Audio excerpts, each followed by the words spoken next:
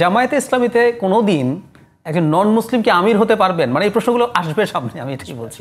তাহলে এখন প্রশ্নটা হলো যে গঠনতান্ত্রিক বিধানের মধ্যে এটা আছে কিনা। Theoretically it is there, member হতে পারবে। পরবর্তী প্রশ্ন হলো হয় না কেন? তো গঠনতন্ত্রে তো আওয়ামী লীগের গঠনতন্ত্রে বহু কিছু আছে না, বিএনপির গঠনতন্ত্রে বহু কিছু আছে না, সব কি ইমপ্লিমেন্ট হয়? কিন্তু দ্যার ইজ এ স্কোপ। শেষে আপনাকে একটা প্রশ্ন করি, একেবারে আলোচনা আছে, টেবিল আলোচনা, যে বাংলাদেশে যে দক্ষিণপন্থা এবং ডানপন্থার যে উত্থান হচ্ছে সেটি আন্তর্জাতিক পরিমণ্ডলে বাংলাদেশের একটা বড় ধরনের সমস্যায় ফেলবে। এটার সাথে এটা বলবেন, আর সাথে যদি কিছু বলতে চান। যে এই কনসার্নটা আমি বিভিন্ন জায়গায় শুনেছি, বড় বড় রাজনৈতিকবিদদের, এটা কেউ টকশোতে আলোচনা করতে চায় না, কণ্ঠেও শুনেছি, এবং আজকেও দুটো ডিপ্লোম্যাটিক কন্ট্যাক্টে গিয়েছিলাম সকালে মিটিং করতে, সেখানেও একটু হালকা করে আঁচ দিতে চায় যে 5ই আগস্টের পরে বাংলাদেশে এক ধরনের দক্ষিণপন্থার উত্থান হচ্ছে। তো আমি ওনার সঙ্গে অনেকক্ষণ তর্ক বিতর্ক করার চেষ্টা করলাম, সেটা কি? বাংলাদেশে কি এক্সট্রিমিজম রাইজ হচ্ছে? Do you have any specific information যে extremism in Bangladesh in a new fashion started? তখন তিনি আনসার দিলেন, no, we do not have any specific information. তাহলে কি? যেন কি হয়েছে বিগত সময়টাতে? হেফাজতকে অপ্রেস করেছে, হুজুরদেরকে মারামারি করেছে, রাইটিস্টদেরকে অনেক অসুবিধা করেছে, জামাত ইসলামী লোকদেরকে ফাঁসি দিয়েছে, বিএনপির বেগম খালেদা জিয়াকে ফাঁসি দিয়েছে, জেলে ঢুকে শাস্তি দিয়েছে, জেলে ঢুকে নিয়ে গেছে। তো বিএনপির কেন্দ্রীয় পর্যায়ের লোকদের 100, 150, 200, 250, আমার ধারণা হাবিবুন নবী সোহেলের বিরুদ্ধে 300-এর উপরে, সবচেয়ে বেশি 400 বেশি মামলার আসামি হয়েছে। উনার সাথে একদিন আমার হাইকোর্টে দেখা হলো, উনি বললেন, ছোট ভাই এখন আর বাড়িতে যেতে পারি না, কোর্টেই ঘুমাইতে হয়, কারণ একদিনে 5টা-7টা হাজিরাও থাকে। ওই আমলে আগাম জামিন নিতে গেছিলেন আর কি। তো আপনি এই এনভায়রনমেন্টটা ফ্রি হয়েছে, ফ্রি হয়ে তাতে কী হয়েছে? সবাই তো গতিশীল হয়েছে, সবাই তো তার গতি দেখাচ্ছে। আপনি মাদ্রাসা বন্ধ করে দিয়েছিলেন, মাদ্রাসা ওপেন হয়েছে। আপনি পীর সাহেবকে করতে দেন নাই, সেটা ওপেন হয়েছে। হেফাজতকে আপনি মারার চেষ্টা করেছেন, তারা ওপেন হয়েছে। হেফাজতকে ভাঙার চেষ্টা করেছেন, ভাঙাটা কিন্তু জোড়া লাগার চেষ্টা হয়েছে। নেতৃত্বের মধ্যে অনেক ধরনের ক্যারিকেচার করার চেষ্টা করেছেন, সেটাও ওপেন হয়েছে। তাহলে এই যে রাইটিস্ট পুরা ফোর্সটুকু, আমি মনে করি এটা বিএনপি থেকে শুরু করে আপ টু ইসলামী আন্দোলন, এই যে ফোর্স, এই ফোর্সের যে সাপ্রেশনের মধ্যে ছিল, তারা তো এক ধরনের হাফ ছেড়েছে। তো তারা ছাত্রদল হাফ ছেড়েছে, ছাত্র শিবির হাফ ছেড়েছে, একটা ওপেন স্পেস পেয়েছে। এটাকে লোকেরা বলছেন যে এটা হলো দক্ষিণপন্থার উত্থান। ফর এক্সাম্পল, ধরেন কিছুই হতো না, যদি 7ই জানুয়ারি নিয়মিত নির্বাচন হতো, কেয়ারটেকার গভর্নমেন্টের অধীনে নির্বাচন হতো, বেগম খালেদা জিয়ার নেতৃত্বে নির্বাচন হতো, জোট নির্বাচনে অংশগ্রহণ করতো, ওইদিকে আওয়ামী লীগ নির্বাচনে অংশগ্রহণ করতো, 14 দলীয় জোট, তাহলে কি দক্ষিণপন্থার উত্থান হতো? বেগম খালেদা জিয়ার নেতৃত্বে অতীতে 4 দলীয় সরকারের আমলে কিসের উত্থান হয়েছিল? দক্ষিণপন্থার না উত্তরপন্থার? তাহলে সিম্বলটা কি? এই বেগম খালেদা জিয়ার নেতৃত্বে বাংলাদেশের যে ফোর্সগুলো একসাথে হয়, এদের আইডেন্টিটিকে বড় দাগে কীভাবে ব্র্যাকেট করা যাবে? এই টোটাল পন্থার নাম কি? ঠিক আছে, জামাত, বিএনপি, জামাত, ছোট দল, অমুক দল, তমুক দল, এটাকে একটা জায়গায় ব্র্যাকেট করেন। একদিকে যদি আপনি উত্তরপন্থী ধরেন, কাকে ধরবেন উত্তরপন্থী? কার নেতৃত্বে উত্তরপন্থী? আওয়ামী লীগের নেতৃত্ব। আর দক্ষিণপন্থা যদি ধরেন, তার নেতৃত্বে কে? বিএনপি। কে ছিল নেতৃত্বে? বেগম খালেদা জিয়া ছিল। তো বেগম খালেদার নেতৃত্বে এটাকে উত্তরপন্থা যদি ধরেন, এখন বেগম খালেদা জিয়া অসুস্থ, বাংলাদেশের অন্যান্য রাজনৈতিক দলগুলো 17 বছর বিভিন্ন অপারেশনের মধ্য দিয়ে গিয়েছে, ইনক্লুডিং বিএনপি। তো তারা কি এখন ওপেন স্পেসে একটু মাথাচাড়া দিয়ে উঠবে? এটি তো স্বাভাবিক। এটা কি অস্বাভাবিক কিছু? অবজেকশনের জায়গা কোথায়? যদি এখানে এক্সট্রিমিজম গ্রো করে, this is what is objectionable. এখানে যদি আপনি কাউন্টার টেরোরিজমের যে কর্মকাণ্ড আছে, এটা যদি ফাংশন না করে প্রপারলি, না করার কারণে এখানে যদি আবার সেই বোমাবাজি গ্রো করে, that is what is objectionable part. কিন্তু সেখানে রাইটিস্ট প্রকৃতির লোকেরা যদি উত্থান হয়, এটা উত্থান এই তো 5ই আগস্টে, এটাই তো 5ই আগস্ট। কিন্তু একেবারে যদি মাজার ভাঙ্গা থেকে শুরু করে যদি নুরাল পাগলার লাশ পুড়িয়ে ফেলা, মানে এটা কি একটা একেবারে ভয়াবহ? এটা ওটা ডিফারেন্ট ইন্টারপ্রিটেশন। এটা তো ডিফারেন্ট ইন্টারপ্রিটেশন। এই জিনিসগুলোকে আমরা কিভাবে দেখব? এই জিনিসগুলোকে আমরা কি গভর্নমেন্টের ছত্রছায়ায় দেখব না কীভাবে? দেখেন, 5ই আগস্টের পরে যা হয়েছে, আমার তো ধারণা পৃথিবীর, আমি কি বলে, মিশরের ঘটনা নিয়ে আমার স্পেসিফিক স্টাডি আছে। তাদের এখানে এইরকম একটা অভ্যুত্থান হওয়ার পরে পাল্টা যা ঘটনা ঘটেছে, টু হোয়াট এক্সটেন্ট আমাদের দেশে কিন্তু এরকম টু দ্যাট এক্সটেন্ট ঘটে নাই। তারপরেও অভ্যুত্থান পরবর্তী সারা বিশ্বে যা হয়েছে, বাংলাদেশে কিছু হয়নি। তারাই অনেকেই তো বলেছে যে এত হাজার লোক থাকবে না, এত হাজার লোকে মেরে ফেলা হবে, এত লক্ষ লোক এই করা হবে। হয়েছে কি আসলে? হয়নি তো। কিন্তু অবশ্যই যা হয়েছে তাকেও আমরা সাপোর্ট করি না। একটা মব যদি হয়ে থাকে এটাকেও তো সাপোর্ট করার কিছু নাই, আমরা কন্ট্রোল করতে চাই। কিন্তু আমার মনে হয় এগুলো হলো বিচ্ছিন্ন বিক্ষিপ্ত ঘটনা, এগুলোকে আপনি উত্থান বলতে পারবেন না। কারণ গভর্নমেন্টাল সিস্টেম, আমি এই ফর দ্য ফার্স্ট টাইম দেখলাম পুলিশের বিহেভিয়ার। পুলিশ এখনও মেরুদণ্ড সোজা করে দাঁড়ায় নাই, কিন্তু ঢাকা বিশ্ববিদ্যালয়ের এই ডাকসু নির্বাচন কেন্দ্রিক নাকি জাকসু নির্বাচন কেন্দ্রিক একজন পুলিশ অফিসার ফেসবুকে কি জানি একটা দিয়েছে, পরের দিন দেখি তাকে প্রত্যাহার করে ফেলা হয়েছে।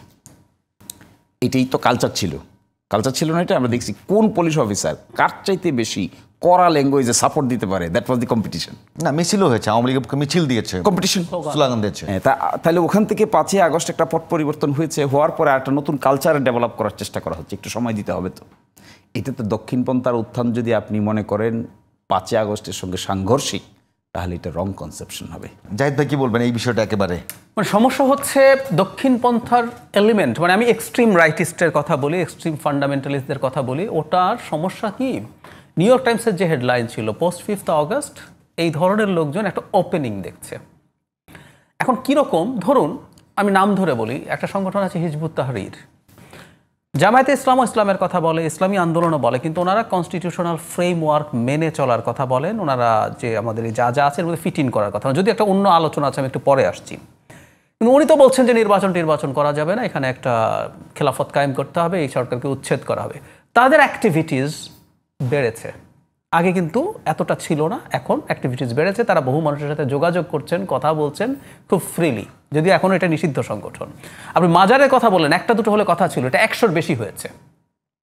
বিভিন্ন জায়গায় গান বন্ধ করার চেষ্টা হয়েছে, পালা গান হচ্ছে, মেলা হচ্ছে, নাটক হচ্ছে, এগুলো বহু ঘটনাগুলো অনেক, সংখ্যাটা একটা দুটার যে হয়েছে তা না। এখন এগুলো আসলে উত্থান হয়েছে আমার কাছে মনে হয় না, এগুলো আগেও ছিল, কিন্তু সরকারের ব্যর্থতার কারণে এগুলো কন্টেইন করা যায় না, ফলে এটাকে বেশি দেখা যাচ্ছে। এটা একটা দিক। অন দ্য আদার হ্যান্ড, যেটা শিশির ভাই বললেন, আগে যেটা হয়েছিল জামায়াতে ইসলামী বিএনপির সাথে একটা জোটে ছিল, সেটার মধ্যে আরও অন্য ইসলামী দলও ছিল, সেটা এইভাবে আর চোখে পড়ে না। এখন যেটা বাস্তবতা দাঁড়িয়েছে, বিএনপি আছে, তার বিরুদ্ধে জামায়াতে ইসলামী এবং জামায়াতে ইসলামী নিজে একটা অন্যান্য ইসলামিক দলকে নিয়ে একটা জোট করার চেষ্টা করছেন। এখন আমার কাছে নতুন যে প্রশ্ন এসে হাজির হয়েছে, আমি শিশির মনির ভাই নিজেরও একটা টকশোর ইন্টারভিউতে, টকশোর কথার মধ্যে দেখলাম, বা অন্য নেতাও আমার পাশে বসে বলেছেন, এখন হয়তো এটাও নতুন প্রশ্ন তৈরি করবে। ওনারা কনস্টিটিউশনাল পলিটিক্সের কথা বলেন, কিন্তু ওনারা বলেছেন, ইসলামী আন্দোলন বলেছেন যে তারা এখানে শরিয়া আইন কায়েম করতে চান। এখন এটা হয়তো নতুন প্রশ্ন তৈরি করবে যে আমাদের কনস্টিটিউশন এখন, কারণ আমি এখনও কিন্তু জামায়াতে ইসলামের শরিয়ার রূপরেখা জানি না। আমি পার্সোনালি পেলাম শিশির ভাইকে, এবং এটা যদি তৈরি হয় নিশ্চয়ই উনি সেটা কাজ করবেন, ওনার এক্সপার্টিস থাকবে এই জায়গায়। জামায়াতের উচিত হবে ইলেকশনের আগেও তারা যেহেতু এটা বলছেন, তারা এটা মানে কি বোঝান, সেই স্টেটটা আমরা ধরে নিলাম জামায়াত ক্ষমতায় যাবে, তাহলে কি বোঝান, তারা কি করতে চান বাংলাদেশে, আইনে কি করতে চান, সংবিধানে কি করতে চান, আমাদের নির্বাচন ব্যবস্থা কি করতে চান। তো এখন এই জিনিসগুলো যখন ক্লিয়ার হবে না, কেউ এটাকে ব্যবহার করতে পারে শুধু এই শব্দগুলো দিয়ে। এই পর্যন্ত শব্দগুলো আছে, শিশির ভাই নিজে বলেছেন, আমি শিশির ভাইকে একদিন পার্সোনালি ক্লিয়ারও হয়ে নিয়েছি যে আমি দেখেছি ভিডিওটা। তো একইভাবে এটা শুধু উনিই না, ইসলামী আন্দোলন তো প্রকাশ্যে বলছেন, যেহেতু প্রকাশ্যে বলছেন, এবং ইসলামী আন্দোলনের প্রোগ্রামে নারী সাংবাদিক যাওয়ার পর সেখান থেকে তারা মানে ওখানে ঠিকমতো কাভার করতে পারেননি, এরকম অভিযোগ আমরা পত্রপত্রিকায় দেখেছি। যদি সেগুলো হয়ে থাকে, তো ইসলামী আন্দোলন তো বাংলাদেশের একটা কনস্টিটিউশন মেনে চলা রাজনৈতিক দল, ওনাদের রেজিস্ট্রেশন আছে, উনি নির্বাচন করেন। এই জিনিসগুলো ক্লিয়ার না হলে কিন্তু এই দলগুলোকে নিয়ে প্রশ্ন আসবে। আরেকটু যোগ করে রাখি, ভারত কিন্তু বসে আছে আমাদের এই যাবতীয় জিনিসগুলো ধরে ঝামেলা পাকানোর জন্য। So they will try to create narratives. Shishir ভাই, শেষ 2 মিনিট একেবারে আপনি এই কয়টার উত্তর দেবেন। এখানে তো স্পেসিফিক প্রশ্ন না, প্রশ্ন হলো যে উত্থানটা হচ্ছে বলে যে আর্গুমেন্টটা করা হচ্ছে, এটার মধ্যে আবার কি কি সেগমেন্ট হচ্ছে এটা বোঝানোর চেষ্টা করছেন জাহিদ ভাই। তার মধ্যে উনি নানা আসপেক্ট বলছেন, তার মধ্যে একটা বলছেন যে ফিউচার একটা চ্যালেঞ্জ হবে, সেটা হলো শরিয়ার ব্যাখ্যা। তো এই যে দেখেন, এই যে ইসলামিক দলগুলো এখন তারা পাবলিক এক্সপোজারে আসছে, পাবলিক এক্সপোজারে এসে তারা পাবলিক ওপিনিয়নের প্রতি এখন তাদের গুরুত্ব বাড়তেই হবে, এটাই তাদের অপশন হবে। ইলেকশনে অংশগ্রহণ করবে, তো ইলেকশনে অংশগ্রহণ করলে পিপল কি মনে করছে, পিপলের এজেন্ডা কি। আপনি ছাত্র শিবিরের ঢাকা বিশ্ববিদ্যালয়ের প্যানেলটা দেখেন, এটা ইনক্লুসিভ করেছে তারা, why? Because of people support. তারা দেখাইতে চেয়েছে যে all works of people can work with Islami Chhatra Shibir, backed by ইসলামী ছাত্র শিবির, তাদের যে ঐক্য প্যানেল। এবং একজন তারা এথনিক মাইনরিটির একজনকে নিয়েছে, চাকমা, তাকেও নিয়েছে, এবং ল্যান্ডস্লাইড ভিক্টরি হয়েছে তার। একটু হাইপোথেটিক্যাল প্রশ্ন করি, মানে জামায়াতে ইসলামীতে কোনোদিন একজন নন মুসলিম কি আমির হতে পারবেন? মানে এই প্রশ্নগুলো আসবে সামনে, আমি এটাই বলছি। জি, তাহলে এখন প্রশ্নটা হলো যে গঠনতান্ত্রিক বিধানের মধ্যে এটা আছে কিনা। Theoretically it is there, member হতে পারবে। পরবর্তী প্রশ্ন হলো হয় না কেন? তো গঠনতন্ত্রে তো আওয়ামী লীগের গঠনতন্ত্রে বহু কিছু আছে না, বিএনপির গঠনতন্ত্রে বহু কিছু আছে না, সব কি ইমপ্লিমেন্ট হয়? কিন্তু দের ইজ এ স্কোপ। কিন্তু এইবার আমার ধারণা ইউ উইল সি সাম চমক, যেখানে জামাত ইসলামীও মাইনরিটি কমিউনিটি পিপল লোকদেরকে তাদের সংসদ সদস্য হিসেবে নমিনেশন দিবে। ওয়েট ফর দ্যাট ডেজ, দেবে। Days are coming and we are working with closely. এবং আমরাও সেটাকে ডাইভার্সিফাইড করে তোলার চেষ্টা করব, ইনক্লুসিভ।